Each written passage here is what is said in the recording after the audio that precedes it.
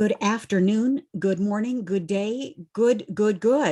Bundle Your Brilliance is our topic today for C-Suite Networks, Women's Coaching and Consulting Council. And we love when men join us as well. So let's give a little love in the chat to our beautiful friend, Dan Silberberg. We're so glad you're here, Dan. Yes, yes. And Laura, happy you're here. Annalie, happy you're so here. Jennifer, Cindy, and Deb Creer, Kathy Lewis, and more of our colleagues are going to be joining us. Whoa, what a program we have today. Nancy and I have been really dreaming about this our entire life. Haven't we, Nancy? Oh, yeah. So, I've been doing this since I was 2 years old. Exactly. Which explains the 30 years. That's it. So we have a very special program for you here. Let me pop over to some slides. More of our colleagues are jumping into the room. But the curious question in the chat is, you were drawn to attend this. And I'm just curious about what it is about bringing your brilliance, bringing your expertise, your thought leadership, your legacy to the world through an online course, a program, a body of work, a membership program, all of these things. What is it that intrigues you? Maybe it's a word or phrase. Put it in the chat. Let's get some conversation going here. And I'm going to turn over the podium in a moment to Nancy, and then we're going to get some conversation going here. Okay, so just curious, and maybe I'll just even let's open up the conversation, Nancy. Short and succinct, friends, because that's what we do in the council here is we get after it. We get in and we get out with what are presenting. So just curious, what drew you to this topic today? This is a way to do market research, friends. Market research. Yes, thank you. What are you interested in regard to courses, programs? Yeah, feel free. Unmute yourself. Yep. Dan Silberberg, intellectual curiosity, always. That's your middle name, isn't it, friend? You can't be a Renaissance man if you're hiding in the sand. That's it. That's it. Yeah. And you can also be a contemporary man and a futuristic man or woman, right? Yes. Beautiful. Thank you. Appreciate that. Who else? Who'd like to jump in? Your curiosity for coming and attending today? Because, you could have about 50 things that you could be doing at the same time. Just kind of curious. Deb, we can always count on you. You've got this podcast. You're now close to your 800 Business Power Hour podcast. You've got so much of a body of work, your IP. Yeah. Well, lots to draw from. It's so much fun to chat with all of those folks. And, I'm very proud to say I'm working with Kathleen with her Women's Success Accelerator. And we're kind of redoing what I do. Not kind of, we are redoing what I do. And so this is absolute perfect timing for me to be, listening to and soaking up all of this fabulous information. Thank you. Because yes, Nancy, I'm sure you would agree, creating something new, it's about reinvention. It's about creation. It's about using our creativity, and we've all got lots of it. So let's jump in. Nancy, you wanted to say something. What I want to say is I really believe that the market is shifting now. When we got hit with the pandemic, everybody scrambled to put content online because it was like, oh man, what am I going to do? How am I going to survive? Particularly people that were in the speaking profession, and they were out, they were on the road, they're on big stages. Like, okay, now what do I do?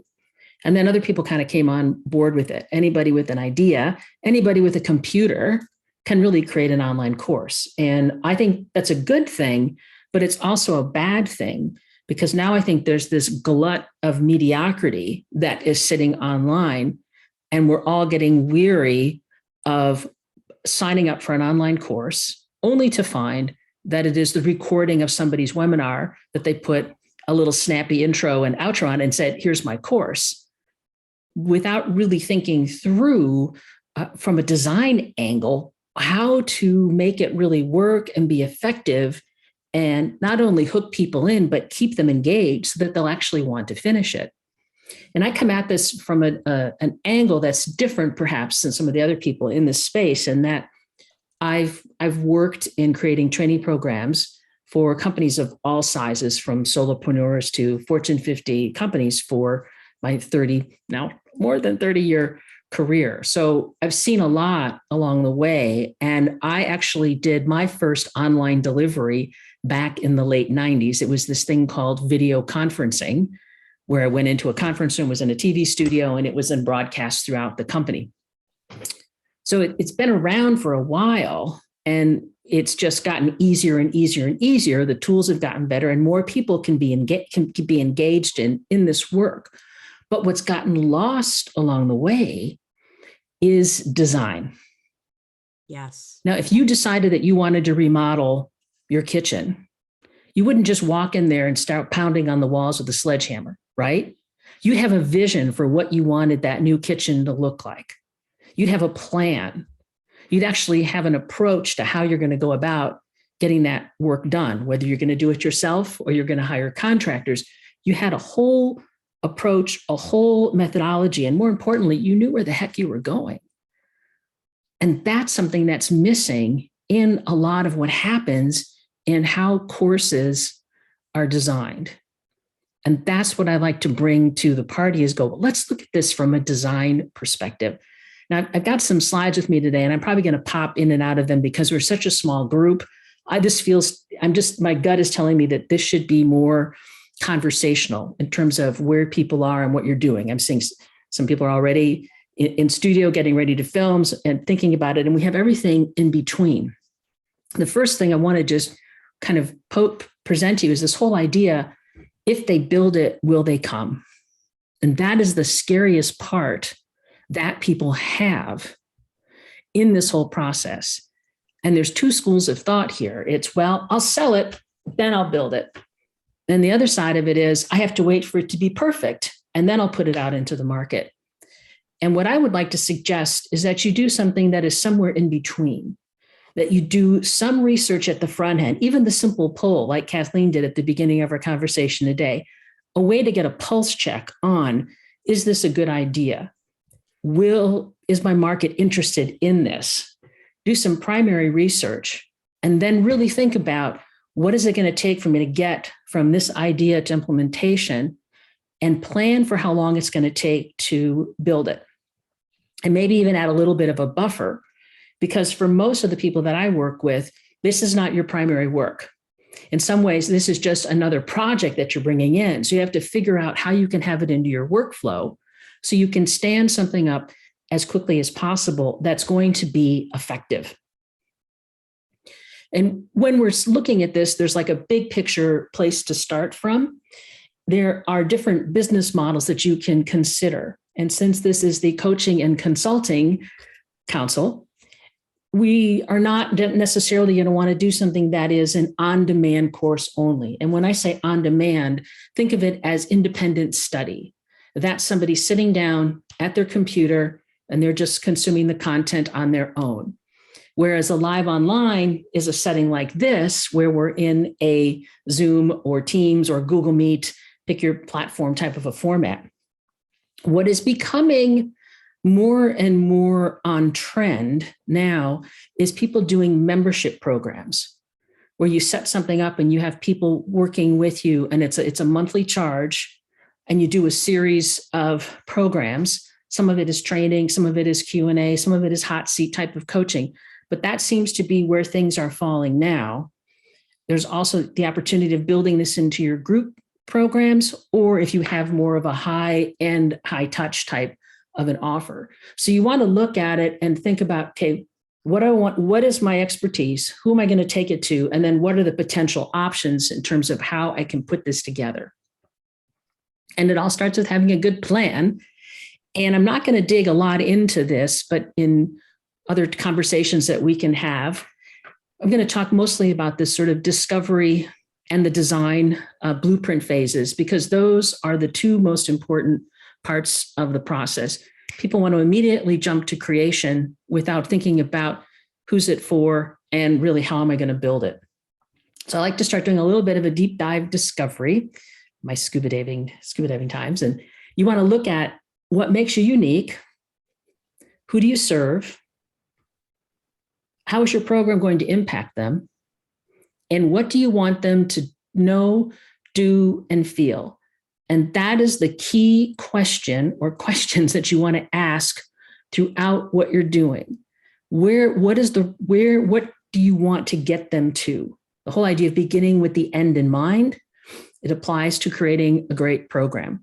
Oftentimes we can just sort of be kind of like a little bit like the old cartoon character Ricochet Rabbit and just kind of going all over the place instead of going, this is where I need to get people to.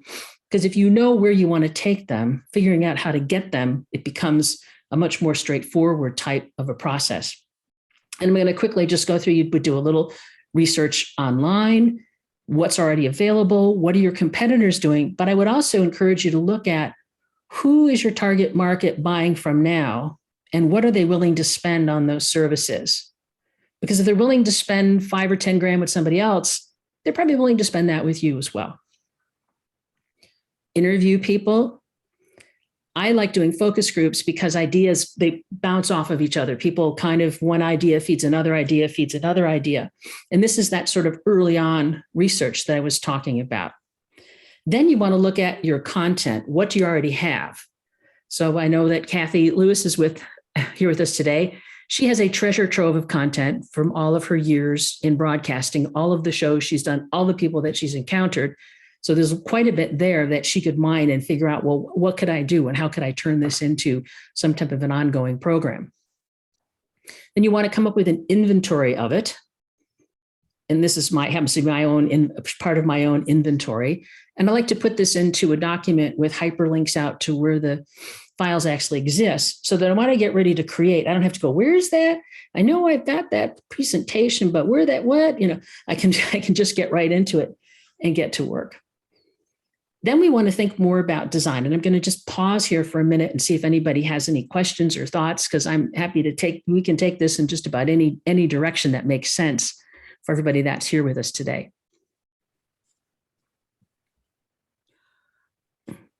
Well, not yet, but I'm telling you, this is fantastic already. And, and I realized that I didn't set the context. Nancy, you and I, we just jump in and we just go. Hey, we're here. We're ready to talk. Yeah, exactly. Yeah. And, maybe to step to the side for a moment and put the context in here, doing the research for today, online courses, online programs, since, of course, the pandemic, it's, according to Inc. magazine, $104 billion with a B dollar industry.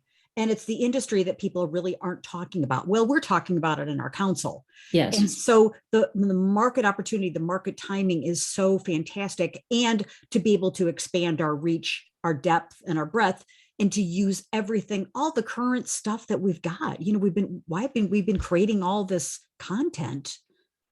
For what purpose? So it's, again, I think it's a very powerful legacy play and a thought leadership play for all of us. Mm-hmm. Yes. Beautiful. So and it's looking at how does what you have fit into the overall picture of who it is that you want to serve. So like one example is for the onboarding process for a lot of coaching programs, it's something you say over and over and over and over again. Well, could you put that into an online format that people could consume? Then when you sit down to have a conversation with them, you've got a good sense of where they are. You can start deeper because you've gotten the basics out of the way. It looks like Annalie has her hand up. Yeah, thank you. It may be a dumb question, but I'm not familiar with the term high-end, high-touch. If it's an online program, how I don't understand it. Maybe it's just a term, I don't know, but how would high-touch on an online program? Well, I think I was just moving very quickly through different items. I'm glad you asked that question. I think of this in terms of levels. You've got the most basic program is an online, on-demand type of a course where you sit down at your computer, you log in and you just do it by yourself.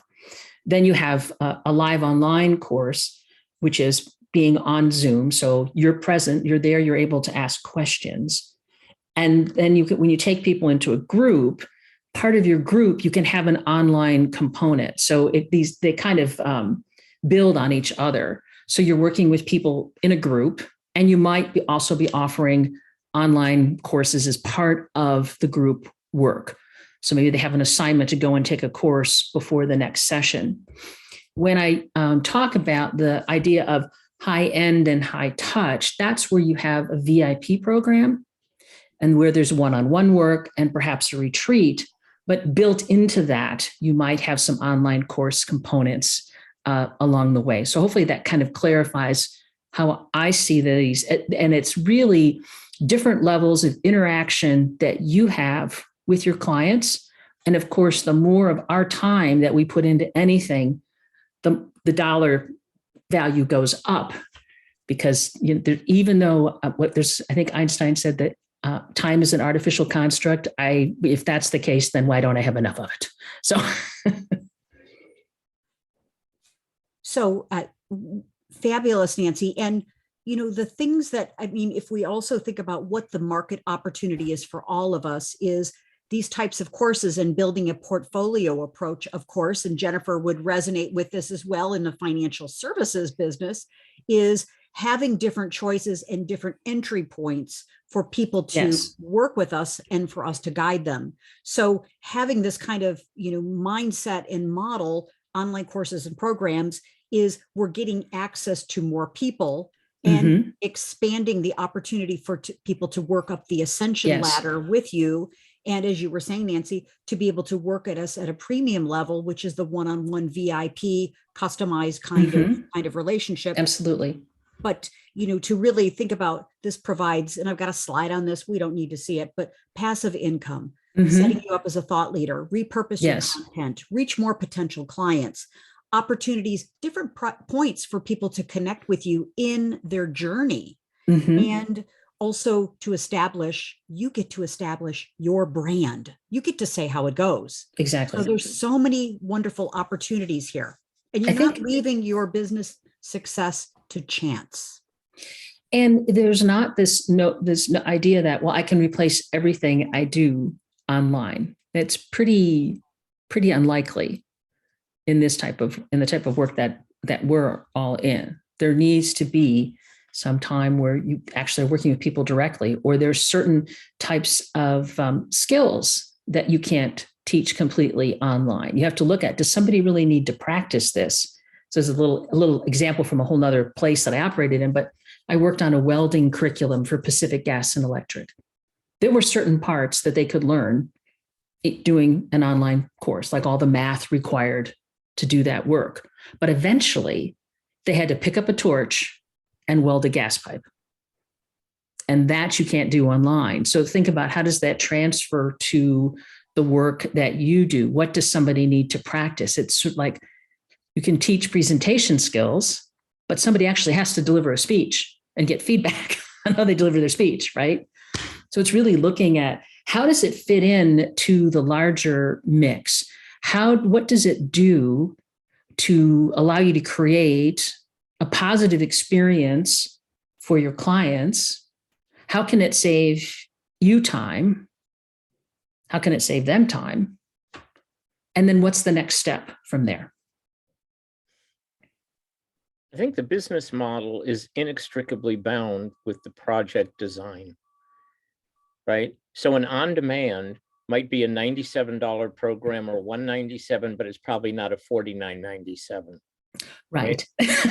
So, well, no, but this is important. For an entrepreneur, what is your goal financially, right? So for me, if I want $1 million a year in programs, I can try and get 1,000 people at $100, or I can get 10 people at $100,000. The effort is absolutely different, right? And so I think and then also based on what your design is and your economic, this is going to determine how you're going to market this program, who you're going to market it to, how you're going to create the messaging. So the understanding of the persona. Who is this person? What clothes do they buy? What jewelry do they wear? What car do they drive? What neighborhood are they in? All of these kinds of things really will, I think the two are inextricably bound. So I just want to, I know this is on, develop your program, right? But I think you have to have, what's your lead magnet? How are you going to bring people in? That's definitely part of it. And certainly creating a mini course, if you will, is a great lead magnet. That's another way to look at it. So it's really looking at, so I've got this technology and I can do this work in an online, I can put things into this online format. So where does it fit in to what I'm doing with my customers, whether it's attracting them to me or retaining them as a client along the way? How does it all connect? And where I think some people have had a challenge is they've just decided, well, I can just take everything I do and I can convert it into this format. Really, can you? Such great points, Nancy. And also, Dan, thank you. Because I think that thinking about, again, starting with the end in mind, what is the business that we're creating? What's the legacy we're playing? What's the game we're in? And how do online courses and programs fit in with that?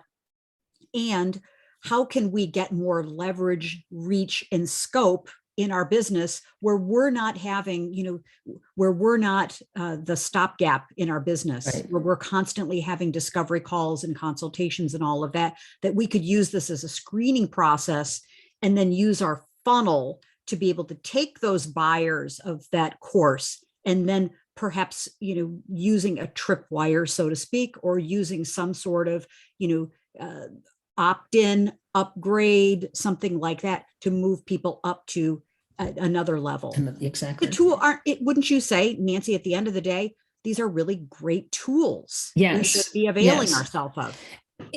That's how we need to look at it. It's just another tool in my toolbox. And I think about the time that I have spent as part of the National Speakers Association. For a long time, people looked at speaking as a business. Well, now we're looking at as speaking is one tool that I have in my business. I can do consulting, I can do coaching. There's different, it's not just this is my whole business. Unless you have an academy of a whole series of online courses for a particular topic, that could be your business. I'm going to teach people everything they need to know about Microsoft products, and I'm going to make the choice to do it all in an online format. That's a different way of thinking about it, but it's a conscious choice of where does it fit in to what you want to offer and how deep do you want to go in your work with your clients. It's an interesting place that we're in right now. It's like saying, if you have you're an author, are you, I don't want to make this sound wrong because I'm working on the book myself right now, but are you just an author? Or are you an author with a level of expertise and you happen to have, or you're a consultant, and you happen to have a book as one of the items that you can offer to your clients? And what I've observed in the last year, it almost seems like the online courses, if they're not replacing, they're like a level up from a book. I have the book, and the book is what, $19.99. Maybe the paperback is $9.97. Then I have the online course. Then and there's these, it's like this Ascension model of each step along the way, you come in at a higher price point, and it's become more of a client attraction, more of education-based marketing than pure education in a lot of ways. Absolutely. And, one of the things that we talk about a lot in our Women's Coaching and Consulting Council is, we use Jeffrey Hazel's language, which we can't be a one-trick pony. We can't be just one thing or do one thing, but yet having a portfolio approach and also really positioning ourselves as a media company. We're a media company, and how we deliver our message, our messages, our value proposition, our offers and opportunities, and how we're positioning that right. is it, it can be, as you're saying, can be the book, can be the audio, the podcast, it can be all of these different things, but time with you is that's premium. At premium. Mm-hmm. Absolutely. To connect back to what Dan was saying earlier, a lot of people that are saying, oh, I'm making 6-7 figures with my online course, because they have a huge list, right? They have a huge list. So the percentage of people that are going to buy, they can have those, a lower price point, because their opportunity to sell broadly is huge. And it takes a long time, I think, to get a really big list. Well, absolutely. And, Great question, Annalie, in the chat. And if you'd like to ask it live, that would be great, or I can read it for you. Nancy, let's answer Annalie's question. And of course, let's get some dialogue going here, friends. One of the crucial things in my work is, and I wrote the question down here, what are some of the ways to quickly let your ideal customers know how you differentiate yourself from others in your field?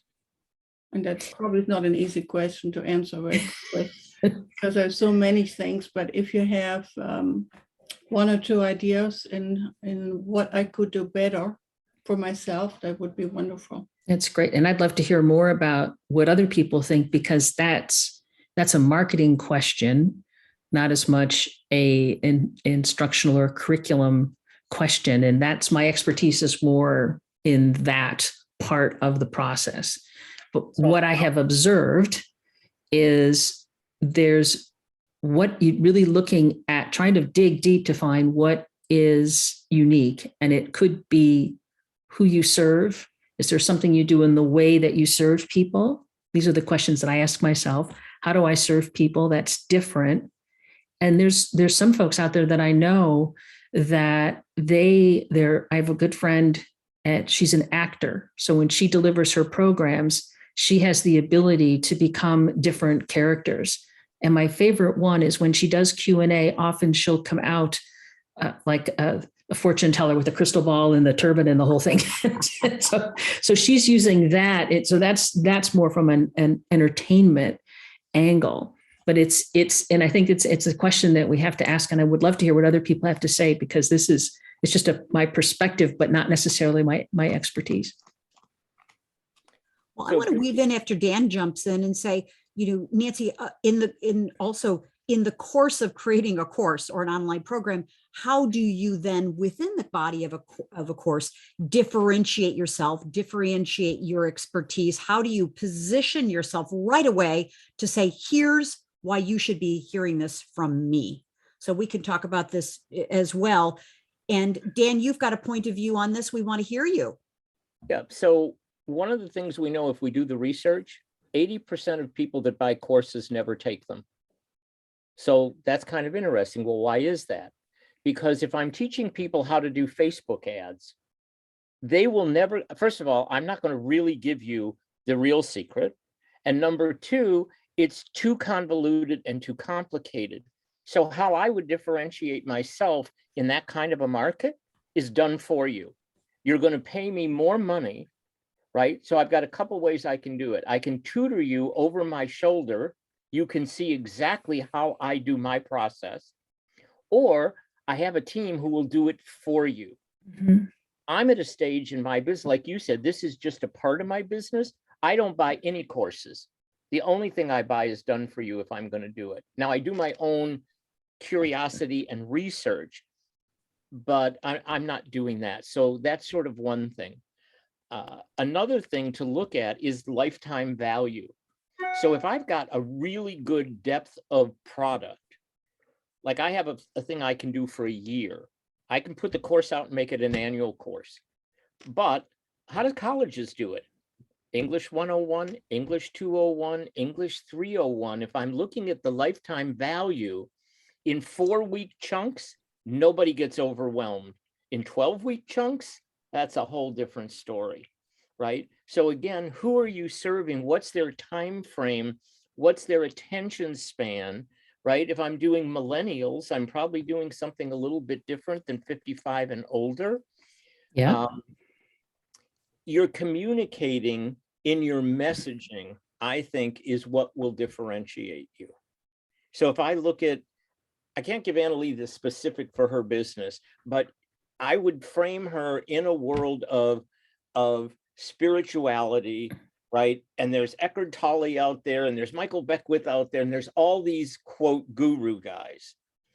I view that as middle market. I view what Annalie does as high end. So a Ferrari is actually the same as a Volkswagen. They both go from A to B, but the branding, the frame of the car model, all of those things speak to what's different. And I think the way you differentiate is really to understand brand identity. It's how do you create, when you say, what do you know, what do you do, what do you feel? Think about a brand you love and what do you feel about it, right? That's really where the difference, if you can hit the emotional heartstring, that's it's not in the intellectual differentiation. So it's what is the yearning, what's the deepest yearning of people in spirit who want to be in touch with soul, who want to be in touch with God, who want to be in touch with spirit, who want to be in touch with purpose, who want to be in touch with what they're here to do, what they're here to, you know, bring out the potential of themselves and others, is kind of the ingredients. And it's how you bake that cake that'll make a difference. Yes. Excellent, Dan. I bet if you were to look across all the different people that you've worked with, and what are the stories, where were they when they started with you, and what was the transformation that they experienced, that you would find the key to how you can differentiate yourself from the other people in the market. Because I've known you a very short time, but I feel that you have probably touched a lot of people in a very profound way. And if you can capture that, and just to add to that is when we're kind of mining our content, we should also be mining our stories, because the stories are going to be what bring people in. And from an educational perspective, when you tell somebody a story, that anchors whatever the key idea is that you want to impart. The story, and the idea. That's how we connect. And you think about it, storytelling has been around for as long as human beings have been able to tell stories, whether it was around the fire or on the cave wall, whatever was happening. But that's how we relate to each other. So I think that would be a good way. That would be a part of your in doing your work and in making those distinctions. Yeah. And Nancy, I also think, to mention, and I know you've got some other slides you want to jump on here to, put forth, I think for all of us is thinking about what's the problem solution model that we're looking at. Mm-hmm. What is the problem with courses, with anything that we're doing? What's the problem we're solving, and what's the solution? And then that invariably with spiral marketing, of course, opens up a new problem and a new solution. So what's that problem solution matrix?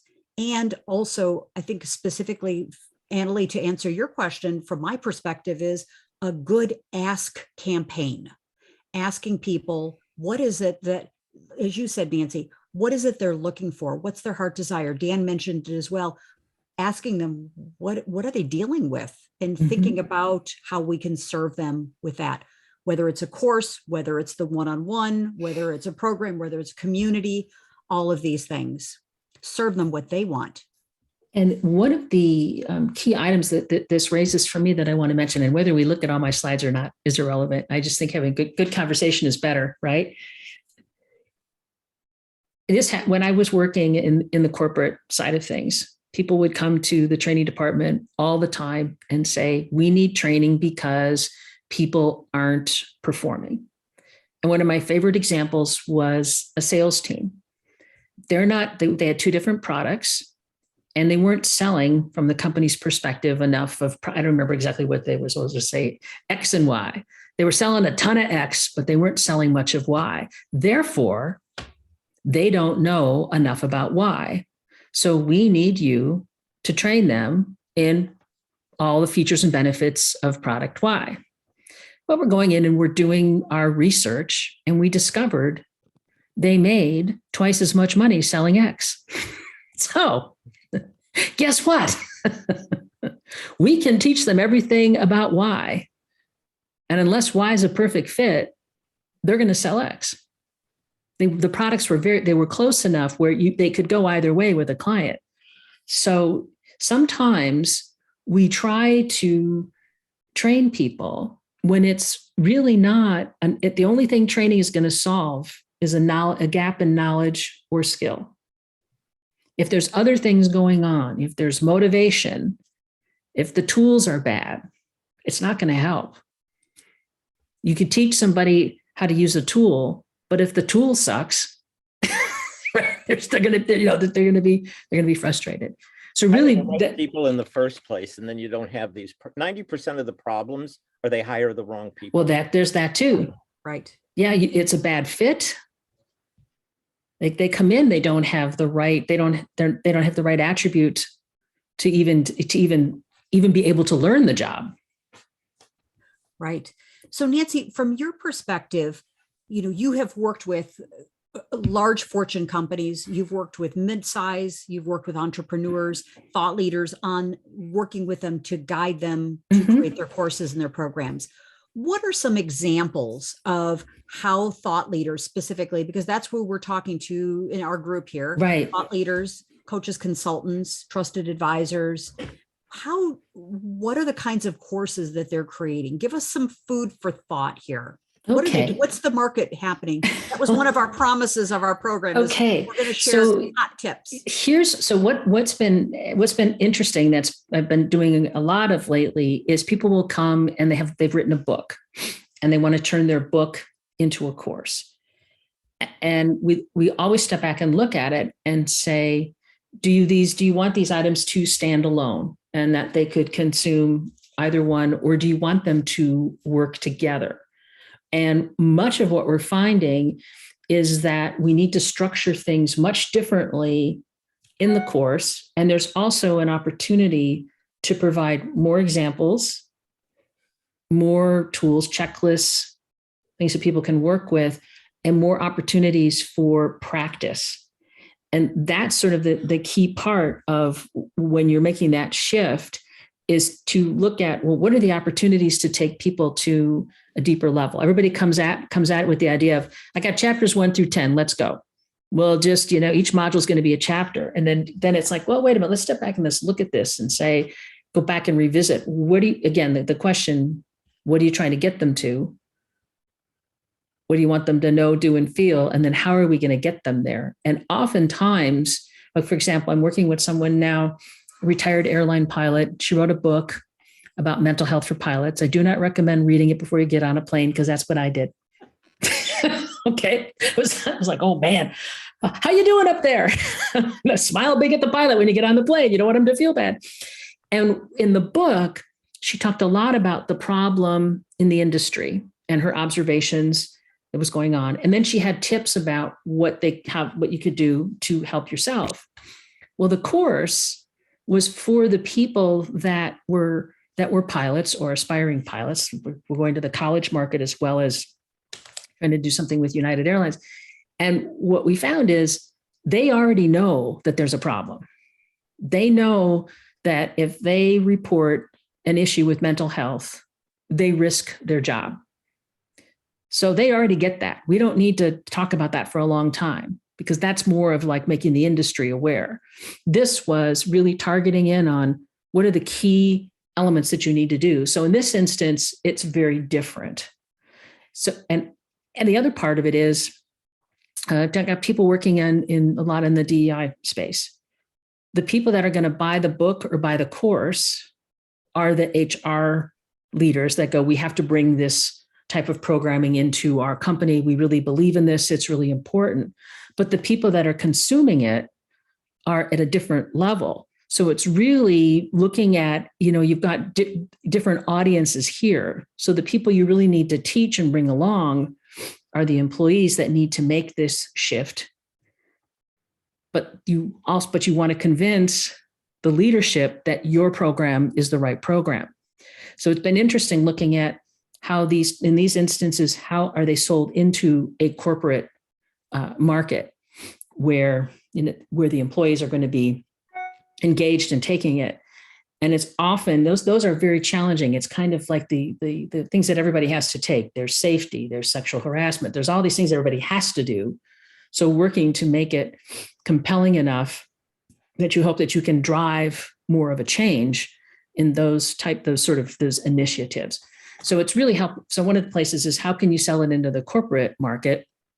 The other part that we're seeing is to dial it back, make these things much shorter, short modules, and it's supplemental. It's not your whole reach. It's a part of the larger package. And I believe that this is what's happening right now. When everybody was locked down and couldn't go anywhere, everything had to be done in an online format. We've demonstrated that there's quite a bit that can be done there effectively. There's some elements that don't work. And the other is to step back and really think through, take the time to design it now. I think people have time to go, okay, I can actually build something good that people might actually finish. So really understanding the journey of your audience, your student, your participant, and creating the design from that perspective, of course, and shorter modules. What about the role of gamification? Oh, yes. We're hearing a lot about that these days. And then Laura, will it come over to you as well? What about gamification? Gamification has been around for a while.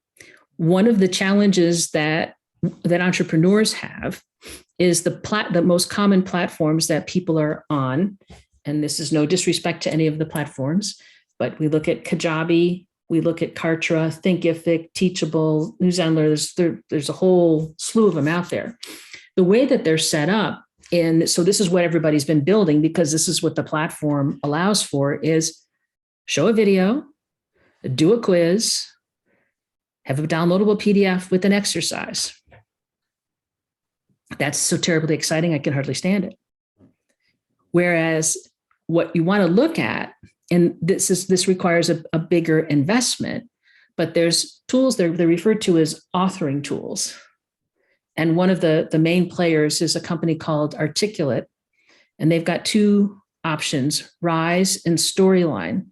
Now, when you go in and you use something like Rise and Storyline, which one of my clients made the choice to do because she's selling into the corporate market, and this is kind of what they're used to, you can show video, but then they have different things that you can use, like a flip card. So imagine you have a term on the front of a card, you turn the card over, there's a definition. So people are doing something with it. You can have a graphic with hotspots. You can do branching scenarios, which are great for case studies. So if they answer the question, and depending on how they answer, it's like choose your own adventure. So those create more interactive and engagement. Then there's products out there. One of them is called Kahoot with a K.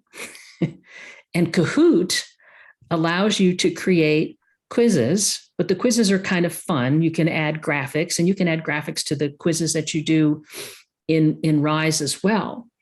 But what that does is people can take it in a group or independently. So if I did a Kahoot with all of you now, I'd ask a question, and you would be scored on not only getting the question right, but how fast you answer the question. So I know Dan would be all over this. Get the fastest guy in there, right? And then at the end, everybody ends up on a podium like the Olympics, and they do first, second, and third, and they play music. And I've watched this when it's been demonstrated. People don't know anything about the content when they're seeing how it works, and they're like, darn it, I missed it. It's like, well, okay, we're just trying to get the idea. But people get really engaged and really involved. And you can, even if you set it up where people are doing it independently, then they're like competing against people in other places. So that's ways of bringing in games. Anytime you can do something that has a bit of a fun component to it and a little competitive spirit, people engage in a different way. And a really great application I've seen of Kahoot is a good friend of mine. It's an exam to prepare people to take, I don't know if it's a project, it's some exam. So they have to take an exam. So she came up with this fun test that they can take to prepare for the exam. So in their preparation, they feel like they're playing a game instead of slogging through, volumes of, oh my God, right? And there's, and more and more games are being made available all the time. Now, don't fret that, oh, I'm on a platform. How am I going to use something like Rise? You can load that type of content onto your website, and some of the platforms will allow you to upload those files to the platforms. Not all of them. So you want to check and make sure. So that does create more opportunity. So having one of the most important things I'm seeing in choosing a platform, now I'm kind of going around in a big circle here, is what type of files will it accept? And can I use something like a Kahoot? Can I bring in a course built in a platform like Rise? So does that help? Excellent. Excellent. Great. And I just want to do a little seeding here, ladies and gentlemen, that we're going to be providing a course, a fabulous. How about that? I know, amazing. So we're going to have an offer in the next couple of days that we'll be sending out to you, C-Suite and the Women's Coaching and Consulting Council and Nancy Giere. We're going to be providing a wonderful quick start course at a program so you could actually get on the court and start creating your course. So we're very excited about that. The announcement's going to come out on Monday. So more to come. Right. So and you'll, in this process, you'll be able to actually come up with the design for a program. And then in terms of, getting to actually building it all out, that will, I'll be supporting you through that process, but it'll all be kind of tied into your schedule and how much time you have to put into it as we're working through this. But I'm very excited about offering this because I love doing it. And I feel like today I could talk all afternoon, as you probably guessed. We had just a limited time. So I just picked some things to put out there and hopefully responding to the questions that you have today. And I will talk about course creation with anybody, anytime, anywhere. Beautiful. I think, Nancy, one of the things, a sports analogy, Excuse me. Wayne Gretzky was probably the most famous NHL hockey player. And what he used to say is, I never go where the puck is, I go where it's going to be. And I think if we want to be successful in our courses, when I hear DEI, ESG, or anything that is now cocktail conversation, I wouldn't touch that with a 10-foot pole.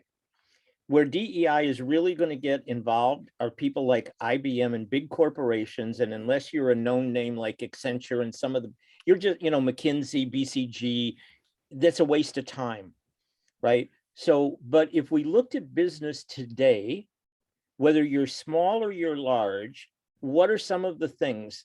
Supply chain. If you know how to put a global supply chain together, if you understand how to do multiple, we've been in just in time. Now we should be in just in case. I don't know that many people in just in case right now. So LIC to me is a really good term. Leadership, innovation, culture, and knowledge. Within those 4 areas now, what would I do differently? Well, within culture, leadership today is a lot of shitty bosses out there. How do I help bosses to become inspiring as opposed to toxic? I haven't read a lot about that, but I know that's a big deal. Mm-hmm. Lots about leadership, right? Yeah, but that's that's boiling the ocean. What's the one little thing? The Great Resignation. So what can I help in terms of people retention? So I don't have, if I want to go to HR, there'll be 9 million people doing DEI, ESG, Yeah. Yeah. I mean, and I used to always dread when I had a corporate job, oftentimes on Monday morning, it'd be like, oh my God, what party did he go to now? And what did they talk about? Yeah. And it was like, okay, so this company has it, so we have to do it too. And I think what's different about in my work is I'll help the expert in pick your topic, shape their content. I don't have expertise in a particular area. I know a little bit about a lot of stuff, but it's about me helping somebody go, okay, given what you have, how do we build the best program that we can for you? But to your point, I think it's being mindful of how big is the field that you're playing in. Well, also when a corporation tells you what the problem is, 90% of the time, it's not the problem. No, right. Yeah, I've checked. Right. Exactly. Right. I've uncovered that more than once where they've asked me to do one thing and I've had to go back and say, I don't, the one example is one of many where there was a move many years ago where people in the training profession, we started calling ourselves performance consultants or performance improvement practitioners because we were looking at the performance of the employee and training was only a part of a larger solution, particularly in a corporate setting. Certainly, we had to, we looked across. These are all the factors that are going on. and then the right people would come together to provide a more holistic solution. But if you want to differentiate yourself, listen to the problem. That's interesting. Yes. Depersonalizes the problem. But you know what? I think your problem might be something different. I'm wondering if you're open to exploring that. Yes. Okay. And that sounds Now- like a whole nother That's a whole nother topic. master class. We should be leading. It Yes. is. Yes. Yeah. And all of a sudden now you're a category of one because everybody came in to Absolutely. sell what the problem was. Right. And you're saying, you know what? I actually think it might be over here. That's right. That's right. Let's take a left turn. And Laura had a question or a comment. I was just wondering, if you have a book and you have, the book wants to go to a course, do you recommend it being named the same? They The same can, title for the course as the book, if it's similar content or enhanced content, as you said a few moments ago. Enhanced. However you can go at it either way. I've seen oftentimes somebody they'll start with a book and then they'll have a field guide and they have the same title.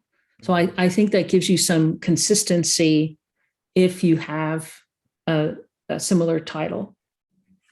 And maybe and if there's different spins on it, like things like, Jack Canfield, chicken soup for chicken soup, the whole idea was chicken soup, but he applied it to, now we have Hal Elrod with the morning meditation for all different types of people, and we can name others. So I think you can keep the name the same or give it a little tweak. Yeah, and maybe a thought is a little tweak because I come from the business world of a confused buyer never buys. Right. So if you have a book for $9.97 in your example and the course for $197, where should I spend my money? That's kind of where I was going. If the course should be named something different, so they don't go buy my $20 book instead. Yeah. Really good question. Yeah. So why don't we wrap up? Nancy, where did the time go? This was an my incredibly goodness. beautiful, fast. That's what we're known for here. High value, high intensity. I got more slides so I can come back. move it along. Yes. So we're going to be offering the masterclass with Nancy, and we're very excited about this. And let's schedule a call with Nancy, schedule a call with me, and let's talk about how courses, programs, these kinds of offers fit into the big picture of what you're going for. Because Nancy, I think you'd agree. That's the first question. Yeah, that's it. What's the value proposition? Why are you doing this? Don't do a course just to do a course or a program to do a program. Strategically look at how it fits into the whole process for you, right. The whole portfolio. So yeah. So Nancy, parting words before we complete. And I think we're going to come out here in a moment and say, what's your greatest takeaway in your word or phrase from our awesome participants? We're going to be cueing things here. I think my closing comment would be intentional in what you do. Brilliant. Brilliant. So let's put us back on gallery mode, and would love, as we wrap up, your biggest takeaway from today, your biggest question, your biggest next step. We'd love to hear from you. Because this was a teaser, right? This was a little appetizer session. And I'm so relieved I've had a cold and I didn't cough once. Perfect. Perfect. Yeah, feel free, jump in. Yeah, it was a really good reminder for me to have in my headline and to know, do, and feel. I tend to forget the feeling part, even though that is probably the most important point. So that was very good. Thank you. Beautiful, Annalie. Thank you. We're feeling your feeling. I have to agree, Nancy. I appreciate your comments and sharing and everything. I was taking notes on things that you talked about and really evaluating the various levels of engagement for the audience, and just a lot of things to make me explore what's the best as we're looking to retool some of our programs. We incorporate a number of these mediums in our program, and it's just a matter of going through. And I guess part of my question is it would be follow-up conversation is how do you synthesize down too much content, because I think that's the problem, is in so many places, there's Yes. so much knowledge to pass on. And how do you make sure that you are synthesizing your message so that you continue to keep the audience engaged and wanting more? Well, the first slice is what's the need to know information versus nice to know information. And oftentimes people will come to me with, I have an idea for a course, and we dig in and I go, you got a curriculum. You have a whole collection of courses. So, and to think about how everything fits together and how everything builds. And even think like in the college situation, right? We have core courses that we need to take, and then we have electives. And the electives is where there's more choice involved. If we just pick social media as a topic, some people are going to say, I just want to play in LinkedIn. I'm glad you got all this stuff about Facebook, but I don't care. I just want to know what are the fundamentals of doing this and how to use LinkedIn. Somebody else might come at it and say, I just want Facebook. Okay. And then there might be somebody that wants both. So to think about how you can serve it up. And the like that. opportunities. There's so many. That's fabulous. What a great example. Yes. Yes. Don't serve up the buffet when they only want an appetizer or cocktails. Right. Thank you. Laura, Deb, Dan, takeaways from our time together as we complete our program. I think what my takeaway is the onboarding process, to systemize the onboarding process. I was thinking kind of for clients at the end of the purchase and looking at courses for self-help so they don't call the helpline so much. So I was looking at the after purchase. Yeah, that's great. The pre-purchase and onboarding of products and services, right? How to use it, at the very start, or how you can work with us or be prepared for a session, So that was a good takeaway there. Great. Yeah. Deb and Dan, takeaways as we complete. I think my brain kind of shorted out. I mean, this was a lot of information. and a big mistake. And maybe it was we roll. I know, the fire hydrant. And maybe it's just because I'm not quite at the right stage. I recognize how important it is, but I'm still at the stage of thinking, what am I going to be when I grow up? So I look forward to learning more and drinking slowly from the fire hose, as opposed to being knocked over backwards, because it really is fabulous content. But yeah, I was like, holy schmoly. We're planting seeds. Planting, yeah. And it was yes. a kind of a bit of a scatter. It's always, but it's something, putting in more time and more slow motion. I do a 5-day challenge where much of what I did today was spread out over the whole time. So. Yeah, thank you. Dan, parting words, final takeaways. Yeah, I think that, well, first of all, I love the idea that there are these other platforms out there like Kahoot and Rise and Articulate and that sort of thing, which I think gives you a multi-dimensional, play, which I think is a differentiation. Yes. The takeaway is that for me, I think the course thing is actually the easy part. I think it's the recruiting, the retention, the customer journey, the pricing, the marketing, the communicating, the messaging, that if you will spend the time and it's rigorous, you will so outdistance the normal course that's out there, because most people think, I just slapped a course together, it's on the internet. Yeah, it's a recording, it's good. We're not in the puberty of the internet anymore. We're in adulthood. And so if you can really get it, and so Nancy, I think to a certain extent, it may be a part of what we do, but I think if you do it right, it could be who we are and what we do. I think it could create that much income. Yeah.